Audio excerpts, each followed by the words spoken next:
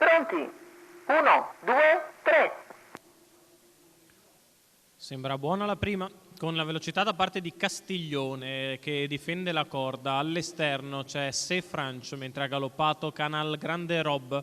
Lungo i birilli c'è il 7 di numero 3, Caster Canal dei Grande Greppi. Rob, Prova ad avanzare squalificato. all'esterno invece Country Matley. Lungo i birilli ancora Cazzaniga Light, mentre prova a progredire e andare a fare la seconda pariglia, che ora diventa terza perché Sefranch sposta al largo Claire Griff.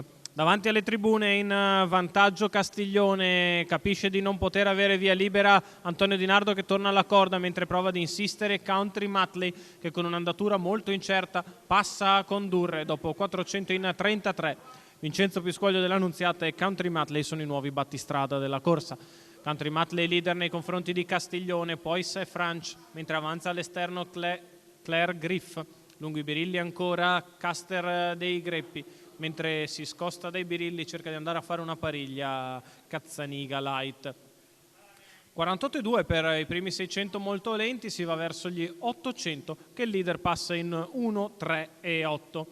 Una camminata tutta sua quella di Country Matley, che però continua in vantaggio anche con buon margine nei confronti di Castiglione. Claire Griff al largo, Sefranch lungo la corda, ancora Cazzaniga Light, 1,19,1 per il primo chilometro da parte di Country Matley, che viene all'ultimo passaggio davanti alle tribune da leader nei confronti di Castiglione, che va in marcatura su Claire Griff, sposta al largo Daniele Cuglini in anticipo sulla risalita della lieva di Luca Lovera, prova a tagliarla fuori così anche Sefranch andando a fare la pariglia esterna davanti alle tribune. Un paletto in 15,2 in accelerazione da parte di Country Matley, che è preso sotto tiro da Castiglione e da Claire Griff. Lungo la corda si ributta Sefranch, ancora Cazzaniga Light e Kashmir, sì, un'altra frazione in 15,5 sulla curva di destra. Insiste Castiglione all'attacco del leader Country Matley, lo mette via a 450 dalla conclusione, si crea un po' di imbarazzo in mezzo al gruppo, cerca di passare in mezzo numero Cazzaniga Light, 7, guadagna lungo la corda Greppi, Sefranch,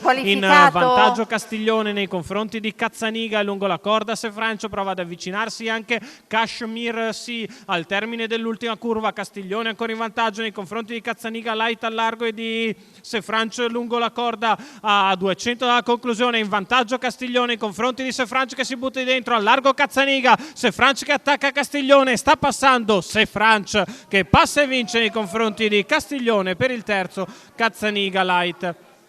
37 la chiusa, 1,18,5 il ragguaglio cronometrico per il successo di Sefranch. Antonio Di Nardo che guida in punta di dita per Giovanni Palanga, i colori della scuderia Mary, il successo del figlio di Man of Many Mission, che porta a casa la vittoria nonostante una sgambatura e una falsa partenza. Così alla fine ha ragione di un validissimo Castiglione che fa il secondo al terzo Cazzaniga Light.